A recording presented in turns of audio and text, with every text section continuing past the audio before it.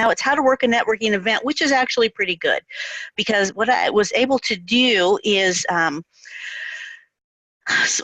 of polish this down, sort of drill it down to very specific ideas for working a networking event. And I know through I Take the Lead, you go to a lot of networking events, very specifically. So let's, so this is a picture of me. That's me with a lot of makeup on. The picture is just a few months old. I just want to let everybody know. Sometimes people meet me and they say, well, was that really you? Yes, this is me with lipstick, okay? Yeah, get over it. I've never seen you without makeup, Ronnie. Well, that's it. So you're a lucky woman. That's what I.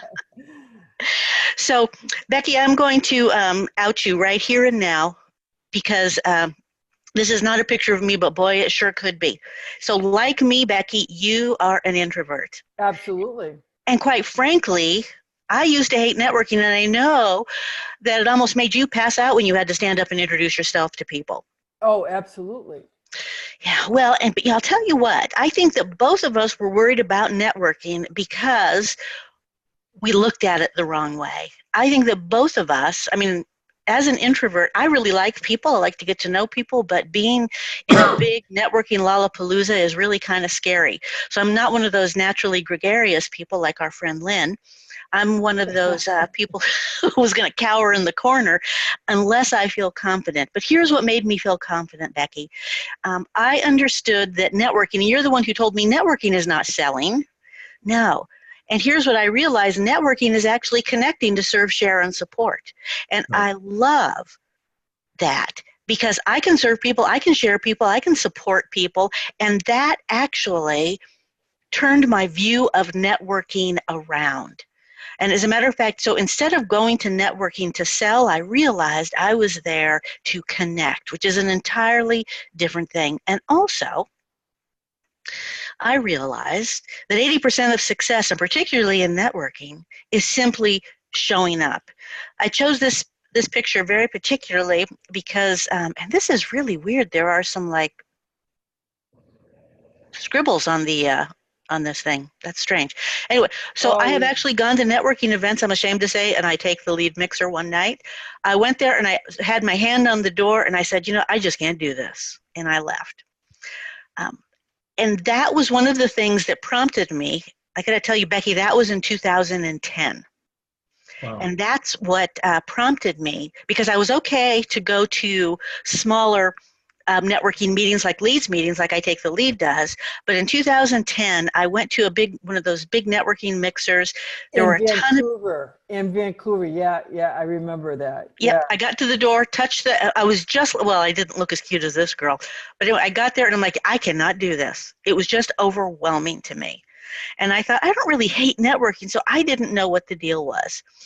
And I'll tell you, one of the things that I like about networking is that it sort of, familiarity increases. I feel more comfortable when I'm more familiar with the people that I'm talking to. And you know something? They feel more comfortable with me. The more they know me, the more likely they are to refer to me. Also, when I continue to go to like a networking meeting, a leads group meeting like yours, I make connections that are powerful, both in personal and professional life. And finally, what I have noticed about these networking meetings is opportunities just show up, which is fantastic. And that's what I love about networking. But still, Becky, there are these times that I got nervous. I got super nervous. And so I had to remind myself that success in networking isn't about talking to as many people as possible. No, success in networking is about becoming known, liked, and trusted. I can do that one person at a time. And success in networking is about making those great connections that I find at the I Take the Lead meetings. And most importantly for me, because I'm so busy, success in networking is about strategic opportunities. So what I did, and this was, I don't know if you've you've seen it, but I do have a very detailed handout. I'm only going to cover 5 things today, but if anybody wants it, just let me know. I have an extremely detailed handout called How to Work a Room, and as you'll notice when you get it, the copyright is 2011. This was right after I went to that meeting. But what I did was I asked myself, I have got to figure out how to be successful at networking these big meetings, because I can go to a small meeting all day long, but these big meetings are just too much for me. I don't know. Has anyone else ever felt like that, do you think, or is it just me? Oh no, I do. Ronnie, we were at a meeting once, you and I were speaking, and one of the other speakers almost passed out. An Oh, I experienced remember. speaker. Jeff, yes. So it happens to people that are experienced and have done it. They all of a sudden hit a meeting and boom, they lose it and they walk away. Yeah. Well, the funny thing is, if I'm speaking, I feel in control. But if I'm just there to meet people, I feel like the locus of control is outside of me. I don't feel like I'm in charge. And that for me as an introvert, and possibly for you too, Becky, that when we are in charge, we feel, as introverts, we feel a lot more comfortable. And when we know that we're controlling what's happening, and I don't have to control everybody else's evening or day, but I do have to control what's happening with me. And so that's how I came up with these 5 hacks. And so the first one is that I get myself set up for success. And what this means to me is that I am mentally prepared. So I know what kind of meeting I'm going to. I've looked at the event online, say at the meetup. I kind of know what the agenda is. I know how to introduce myself. I know I have a couple of questions locked and loaded for small talk. Now that sounds really funny to most of you, people who are super great at meeting people. And Lynn, I don't know if you are an introvert, but you're awesome at meeting people. You're extremely friendly. For me, and maybe for Becky too, it can be harder. And so I have to be prepared. Otherwise, my mind goes blank. Someone says, hi, nice to meet you. And I'm like, what? Yeah. So, Becky, I started out shy and I had to work myself out of that. really? Oh Did yeah, you I used to be horribly shy. Wow. And I really had to work my way out of it. And I did that kind of through humor. Yeah. Well, So you are I know I can go in hilarious. a room and I'll make give you people that. laugh. And if I do that, then I feel comfortable. Well, see, and that's a good thing. I mean, Yeah. that's a smart. Even though I took a class in comedy, I haven't got that going for me. So I have to rely on preparation. And so for preparation for me, that means figuring out, okay, so I know how I'm going to introduce myself. I know what's going to go on. I know where the thing is. I've got my business cards with me. I've got my name tag. And here's the other thing is I almost always take a little notebook and a pen, because I like to take notes while I'm there. And this is how I get ready for success. It's kind of psyching myself up and making myself remember I'm there for a reason. And actually, here's the big reason: I'm there to add value. And I can add value in a lot of different ways. I can make somebody else feel comfortable. I can make an introduction. I can provide information. I can even just sometimes, there are a lot of things I've got to offer, a lot of things we all have to offer. But as long as I'm not worried about myself and I'm thinking of other people, I'm much better set up for success. And finally, I prepare myself to listen. Too many of us go to networking events, I think, and we're prepared to talk. We're not prepared to listen. But here is what I discovered, and we've talked about this a lot of times when I talk about my how I built my business from 0 to full in just 6 weeks, is I was afraid to talk for the most part, but I found that by listening, I could hear what people wanted and I could give it to them. And when you give people what they want, wow, the world opens up to you. Okay, so this is my first hack. Number 1, get ready for success. Now the second thing, and it's going to sound kind of weird, is to connect with the host. So this is a picture of the Women Entrepreneurs Organization, and this is Kibby and Sharon and Darla, the gals at the front desk, at the check-in desk. And let me tell you why all three of these gals are at the check-in desk is because they're all hardcore introverts. And this is a great way to meet people. And as a matter of fact, whenever I've joined an organization, the very first place I volunteer is at the front desk. And I have to tell you, when I've walked into an organization where I don't know anyone, and I want to be there for the first time, that when I check in, I ask, is there something I can do to help? You know, I'm new here and don't know anyone. I'd be happy to help. They almost always have a job for me. And that reduces my anxiety and gives me a mission other than panicking and running and cowering in the restroom, you know, which I have been known to do once or twice. And you automatically become part of the event then? Yes, you automatically. So, and even more than that, Lynn, very astute of you, you become part of the in crowd. Yep. Isn't that awesome? So if you are ready to help, then you can absolutely rock this second hack. Just be there and connect with the host. And maybe the host isn't a specific person, but as I just showed you in this slide from the Women Entrepreneurs Organization, you can see everybody's little WEO tag here.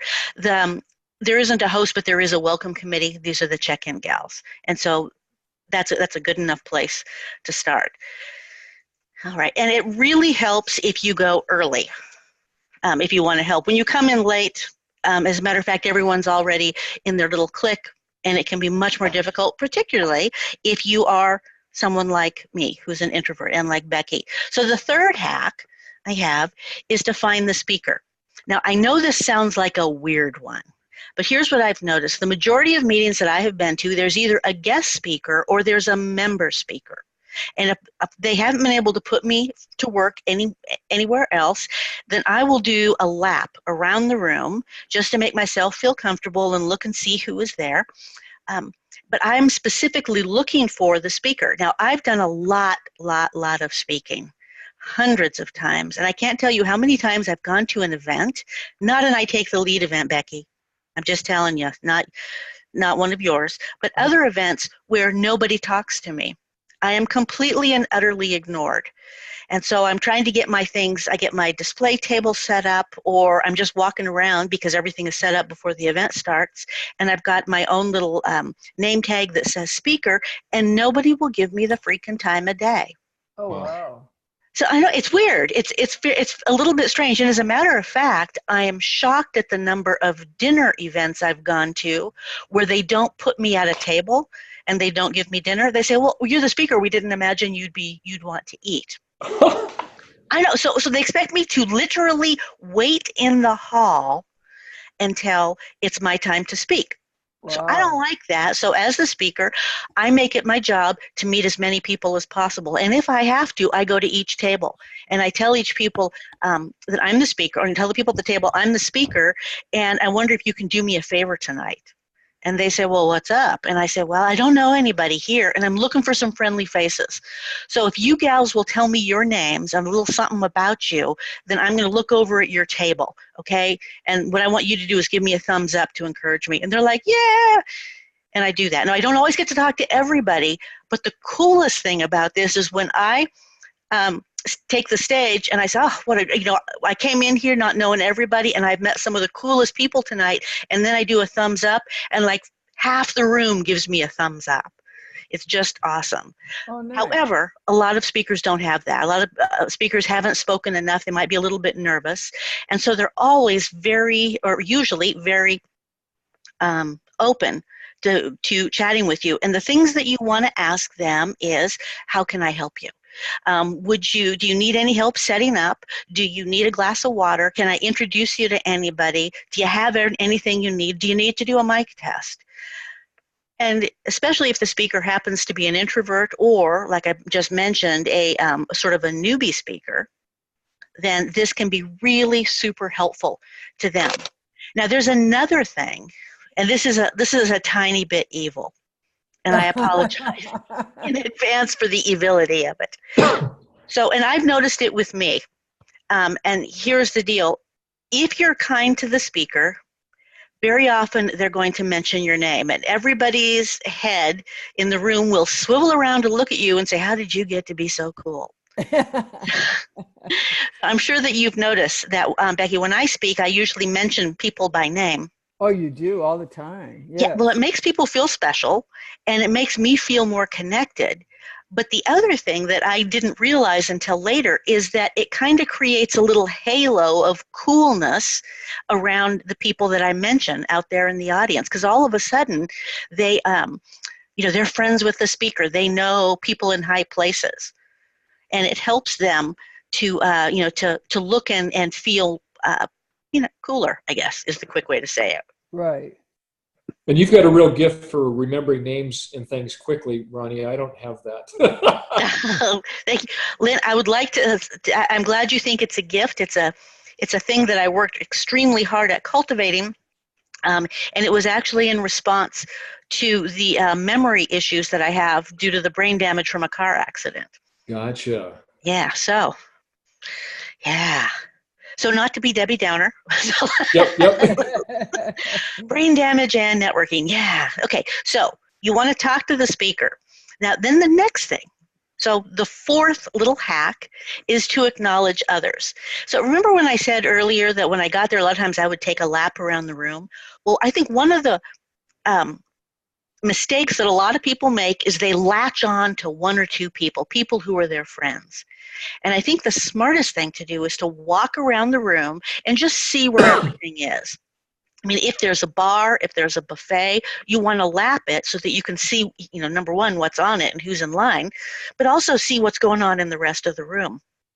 And as you're walking around, you can acknowledge others. I chose this image because what you should be doing is gesturing. So you can high five somebody when you walk by, you can point at them, you can wave at them, you can do a lot of things. But acknowledging other people makes them feel seen and acknowledged, which is an extremely cool thing. And that in and of itself helps build relationships. And that way you're sort of working a room. You're reminding people you exist. You're reminding them that they like you like them, you have something in common.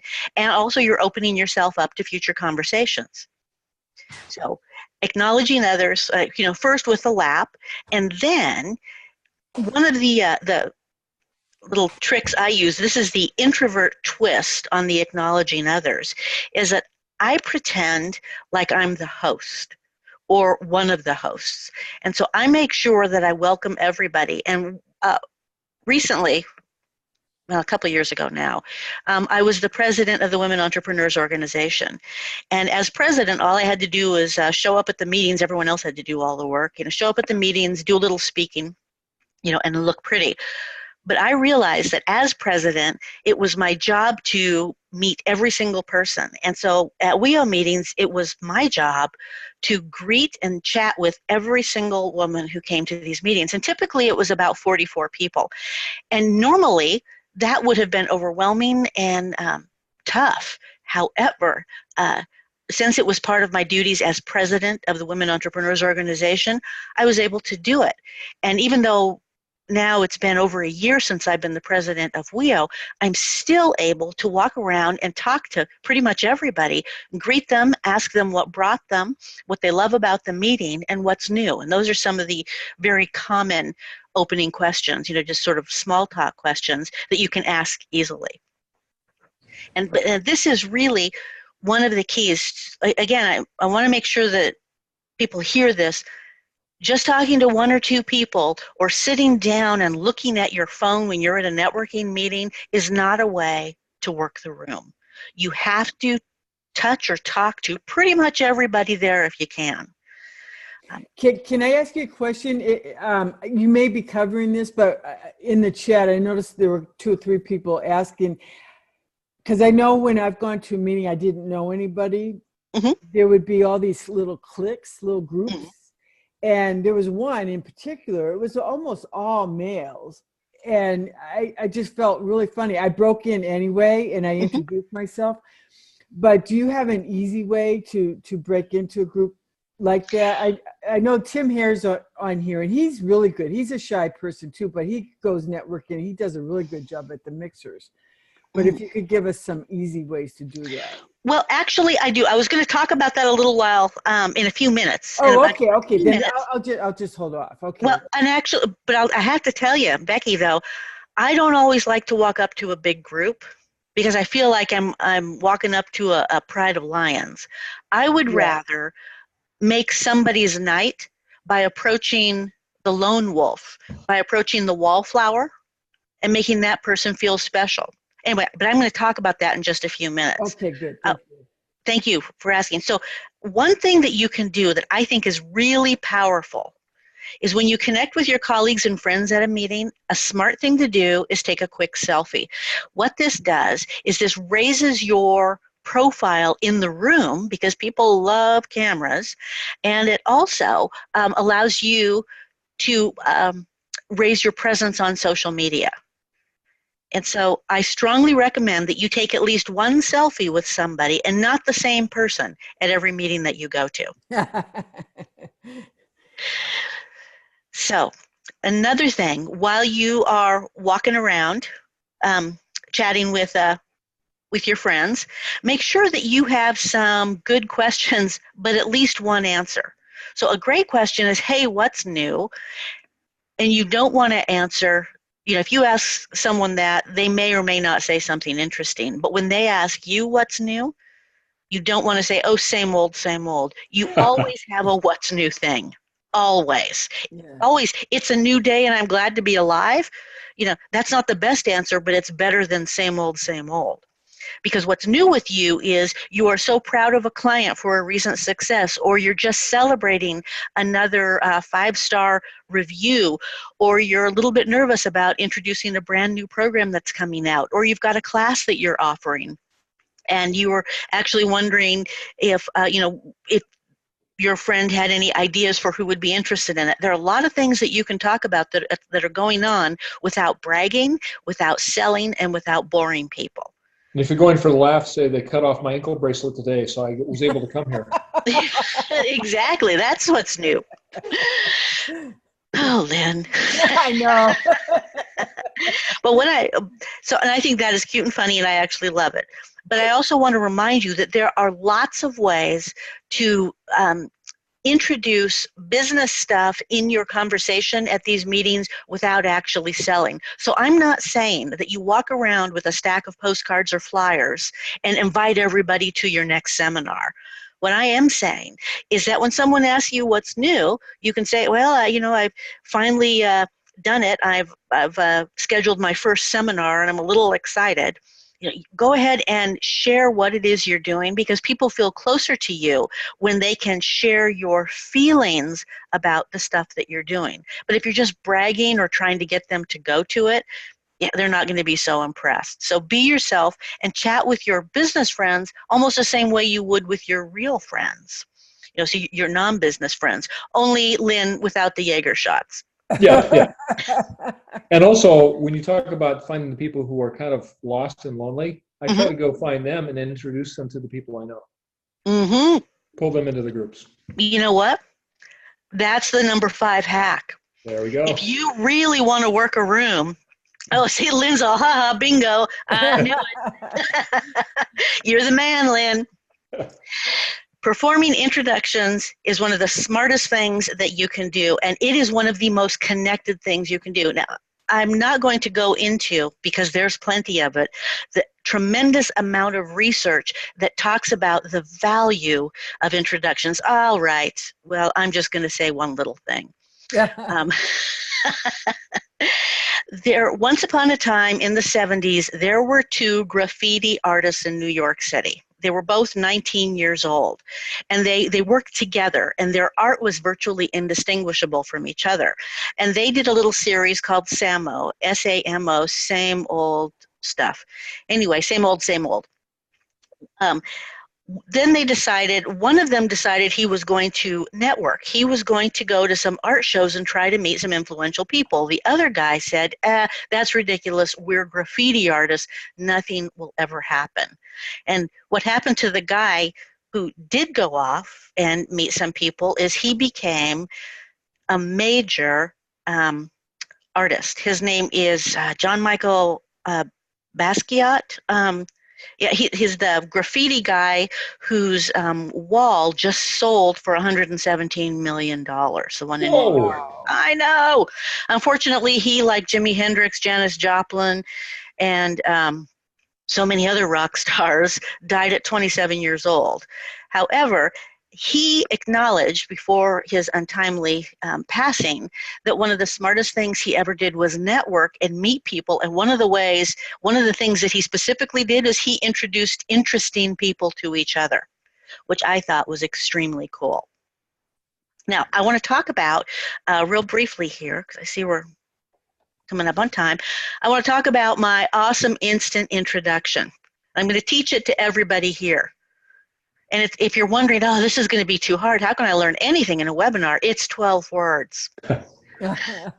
And even though I didn't put them in here because I couldn't find the image, I thought afterwards of the images. With every line and there is a hand gesture. So does everybody here know how to wave hi? Sure. Okay. Lynn, can I see a hi? Hey. Hi, yeah. Hi. Okay, so here's the first line of the awesome introduction. Is you're going to make eye contact with someone. You're going to get social permission to approach because you're not going to aggressively stalk people and jump out behind someone and scare them. You're going to make eye contact. You're going to walk up to them and you're going to wave just like Lynn was doing, and you're going to say hi. Easy, huh? That's the first thing, but there's more. And then you're going to say, I don't think we've met. And what I think you should do is raise both of your shoulders and also both of your palms facing up, kind of in an I don't know. So you raise your shoulders, raise your palms. Can I see that, Lynn? I don't think we've met. Yeah, exactly. Hi. So you've gone hi. I don't think we've met. And if you really want to make this powerful, you can lean your head to the side like you're listening and paying attention. It's a killer thing to do. So, instant introduction. Line 1, hi. It's not too tough. Line 2, I don't think we've met. Line 3, I'm, and then say your first and last name. Don't say, my name is. You're not going 1, 2, 3, 4. No, you're going to say, Unless your name is Slim Shady. Exactly. Then it's okay. The real Slim Shady. Yes, Yeah. but you're going to say I'm and then your first and last name. Not just your first name, ladies. Unfortunately, Becky, a lot of us gals introduce ourselves by our first name and we think it's modest. Either that or we think we're Sarah Madonna. Neither of those things is helpful. A first and last name is how we establish our business credibility in a networking environment. And so we want to say first and last name, but I know it doesn't feel, absolutely comfortable all the time. Well, I always just go by Nancy or Sally or whatever. Yeah, that's fine. But when you're introducing yourself in a professional environment, first and last name, because there may be someone else with that same first name, even though you think there might not be, there may be. So here's what the other thing that you can do is when you say line 3 and you mention your name, take your right hand and gently touch your heart. So like, I'm so-and-so. And you can even bow your head just a tiny bit. So let's review. Line 1, hi. Line 2, I don't think we've met. Line 3, I'm Ronnie Noize. And then line 4, the kicker line, the cool line, the engagement line is, and you are?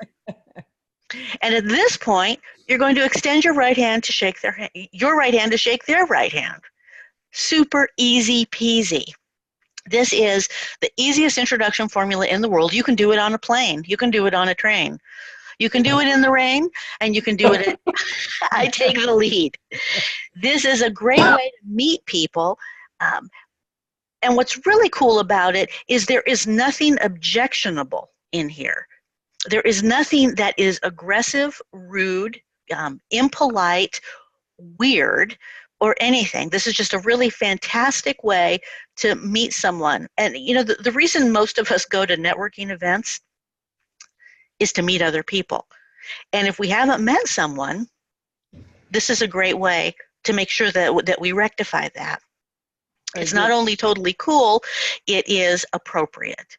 As opposed to just walking up to someone and saying, so, what's your deal? Yeah. Yeah, but you laugh, Becky, but that has happened to me more times than I care to admit. Yeah. Like, I think you probably need some new insurance or this product. Yeah. I get a lot of, I think we can save you. Here's my vitamins. Yeah. Well, Oh, man. and what I like about this, Ronnie, is it works. It's simple and just really easy to use. So, thank you for that. You're welcome. What I like it is there's no trauma, there's no drama. This is Exactly. simple. It's easy to remember. Mhm. And especially when you pair it with the gestures, the wave, the shoulder raise, the heart touch, and the handshake, all of a sudden you're very engaged and you're really focusing on the other person, and they feel seen and heard. Now, a lot of times we don't feel heard as much as we'd like to feel. And so by helping someone feel heard, you're making them feel important, which is an absolutely amazing thing. This is going to build your reputation, and this is going to get you out of your little solarium, if you will, of not talking to anybody. All right, so let's go on. So there's another thing to do. I want to talk to you briefly about how to introduce to other people. So when you can introduce yourself to other people, you are all of a sudden perceived as more of a player in the room. People see you work in the room, but when you really work in the room, you introduce to other people. And wouldn't you know it, I have a script for that. You can do whatever you want.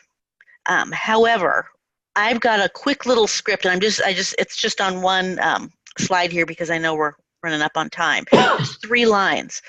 So it sounds like this. Hi, Becky. Have you met Lynn? Lynn, Becky's Becky is one of the co-owners of I Take the Lead. Or if I was saying, hi, Becky, have you met Lynn? Becky, wait a minute, I've got these backwards. Lynn is a longtime member of I Take the Lead. I mean, assuming you wouldn't know that. You don't have to give them their resume. You don't have to do anything else. You just have to say one little thing. This is so few words. It's extremely powerful. And what it does is it gives you the opportunity to start creating relationships that don't specifically have to do anything to do with you. So you can introduce people all around the room. I have to say, Becky, I discovered this particular thing many, many years ago. I was working for a Japanese record label, and we used to give these big parties, these industry parties, and I was terrified. And I didn't want to have to talk to people. But what I realized is if I introduced people who were in similar but non-competitive businesses, then they would always have something to talk about. And everyone was wearing a name tag, and so I kind of knew everybody's name because I greeted everybody as they came in. So after I finished greeting everybody, then I circulated through, and I used this exact script, pretty much only looking at their name tags, and introduce people. And I got a reputation as the most awesome party hostess and the most connected woman in the Pacific Northwest music industry. Oh, It wow. was amazing. And you didn't have to know everybody to do it. It's awesome. It's what? It's awesome. You didn't have to know everybody to do it. It's awesome. It's a great way to do it. That's what I love about this. Yeah. And this kind of goes back to that thing of, offering to help the host at the very beginning. So if I could help the, sit at be the check-in person at the front, although of course these were my own parties, check everybody into the party and then just cycle through and introduce everybody, this person and that person. It was absolutely amazing. All right, now speaking of introductions, now you know what, I am not going to talk about very specifically about addressing a group, about walking up to a group. Okay. Because I don't know that we really have. Well, I might talk about it in a few minutes. Well, you already gave us some great ideas.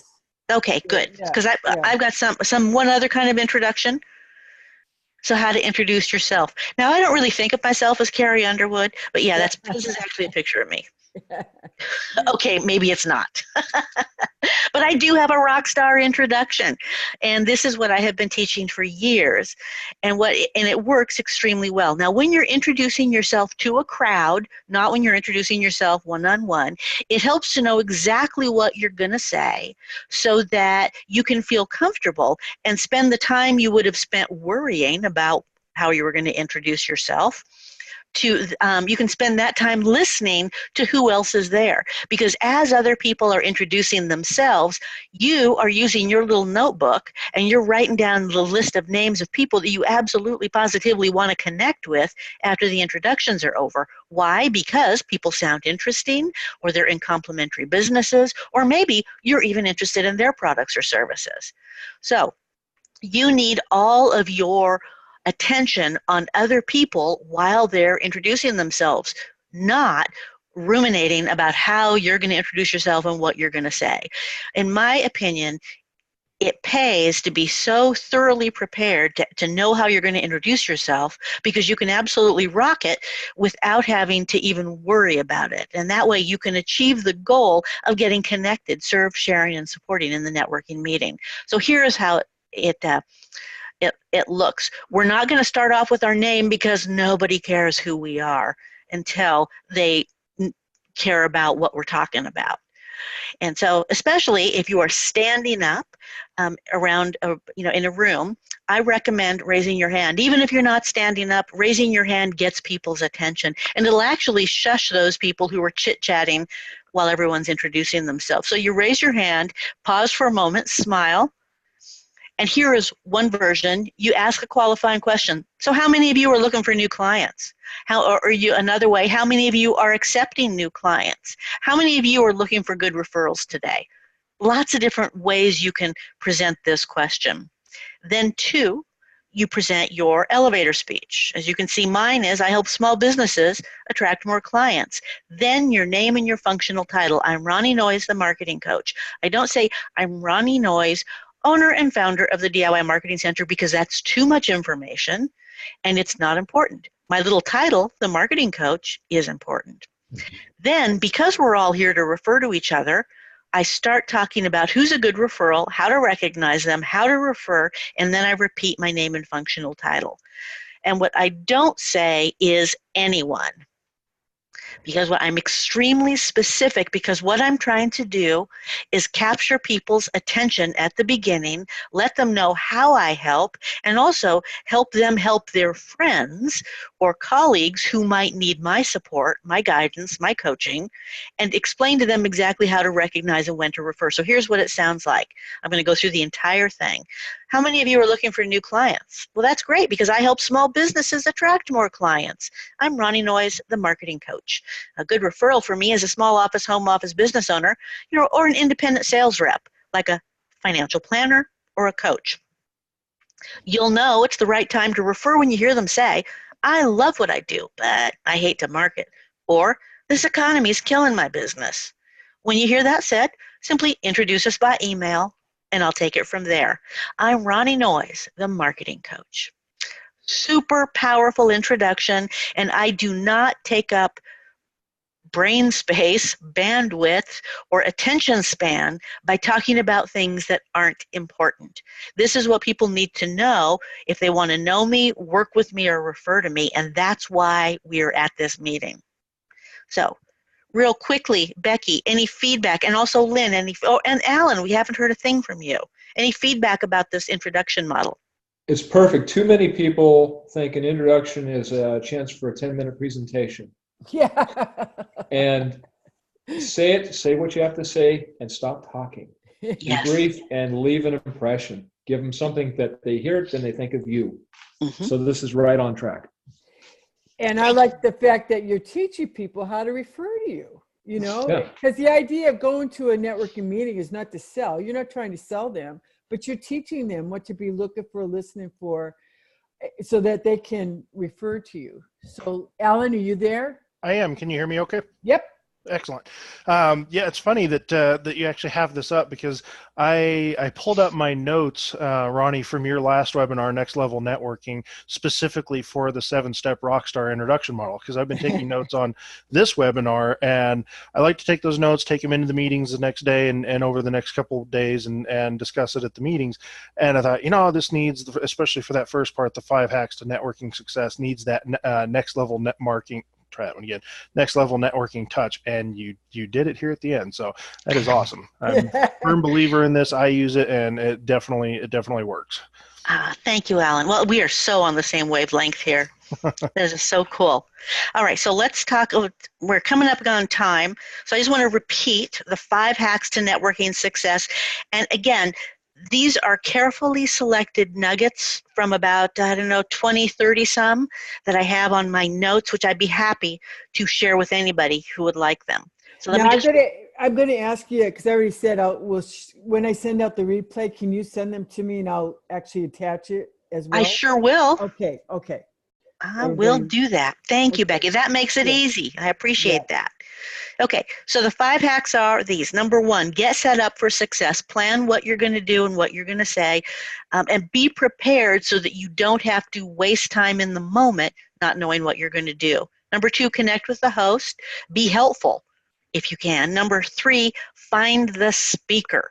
Make that person feel comfortable. It will pay off in ways that will amaze you. Number 4, acknowledge others. Check in with your colleagues, with people you've only met once or people who are your best friends. Make everybody feel seen and appreciated. Number 5, perform introductions. So introduce yourself to people, introduce other people to each other, and introduce yourself like a complete and utter rock star. Okie dokie. So those are the 5 hacks for working a room. Questions? Okay, now let me go. Let's see. Well, so that, Becky, while you are talking about that, something just occurred to me. So I'm just want to talk about, what about these lines? Have you ever been at a networking event and somebody walks up to you and says, I made a promise to myself that I would talk to the most interesting person in the room, and that's you. Okay. So sounds like a fern bar in the 70s. Yes. Well, so, and the funny thing is, I just read an article yesterday, a networking article where somebody actually said that's what you should do. And I think maybe in the right time, in the right place, that would be okay. But for the most part, lines at networking events are about as welcome as they are in bars. Yeah. So those goofy things. However, on the flip side, if you really want people to approach you, what you can do is wear something distinctive. And what I mean is, maybe you wear, just wearing a black suit, but you're wearing red shoes, or you're wearing a purple hat, or you've got something, you're holding, a banjo. I don't know. But it's okay to have something that makes you stand out a little bit, but you don't want to look too clownish or like you are begging for attention. Yeah. So it's okay to stand out, but it really is kind of smarmy to use some of these ridiculous lines. Yeah. And then there's the other thing I want to talk about very briefly, is how to gracefully leave a conversation. So every once in a while, we'll be stuck in a conversation with somebody who doesn't know anybody. So you have a choice. You can, if you haven't introduced that person to someone, then please do. If you're unwilling to introduce that person to someone because you don't want to pass this person to someone else, I just thought of a really bad way to say it. I'm sorry. So the way you can gracefully leave the conversation is just reiterate that it was great to see them or meet them. So really nice to see you again, Becky. I'll be in touch, and then walk away. So I'll be in touch, and if you don't mean I'll be in touch, you can just say, excuse me. You don't have if to say. If that doesn't work, yell earthquake and run for the door. Yes, exactly. Bring Lynn with you to your networking meeting. Or you could say, oh my golly, is that really George Clooney? And then beat it when they No, turn. that's Lynn. No, exactly. No, That's Alan. Sorry. You can tell because of the beard. Okay, so Becky, any questions? Yeah, so let me look. We did have some questions, but I think you pretty much answered them. So just comments. Let's see. Angela Cochran said, hi, Ronnie. Let's Hi. see. Ronnie can't see these guys, so I'm having to go through these. So I'm going to open it up. Now, if you have any questions, now, like Ronnie said, there's other better ways to do than to break into a group that's already talking anyway. So she addressed that. So does anybody have any questions that where Ronnie hasn't already answered the question? Someone asked about if you have Remembering names. remembering names. And that might be a whole nother webinar, but if you could just real quickly tell people how you do that. Sure. So what happened was, because I don't know if you were here when I mentioned to Lynn that I was in a bad car accident and suffered some brain damage, and one of the things that was the problem was my short-term memory. So I started using some little tricks to help me remember things. And the first thing I did was starting writing down people's name in a little chart that, you know, like as people introduce themselves, I would write down their names. And then over time, I actually exercised my memory muscles so well that now I can just hear them and I'm okay. But so what would happen is, so let's say Lynn introduced himself. And so I would look at him and to myself, I'm saying Lynn Gray, Lynn. And then Becky introduces herself. And I'm like, Lynn, Becky Tangwell, Lynn Gray, Becky Tangwell, Becky, Lynn, Becky. And then Alan introduces himself. And I'm like, Lynn, Becky, Alan, Lynn, Becky, Alan. And so I'm saying, but I don't go through all of them. I usually go 2 or 3. And so as I'm paying attention, I'm saying their name in my head. And I actually used to squeeze my fingers, but I don't need to do that anymore. So right now, if I'm paying attention, as people introduce themselves, I can usually get between 55 and 60 names at a single sitting. Wow. And it's amazing. It's also helped me remember names in the long term. But it's a muscle that you just have to use.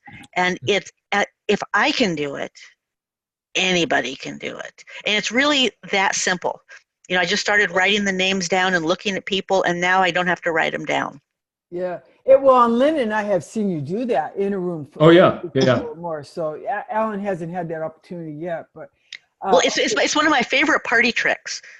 I know, you're so good at it. And everybody's like, wow, you just amaze everybody. Okay, so let's see. We have, okay, Julian says, what do you do if someone else is rocking the room or the conversation you feel you can't compete? Okay, I can't hear that, Becky. What do you do if someone else is rocking the room or the conversation and you feel you can't compete? Did you hear that all right?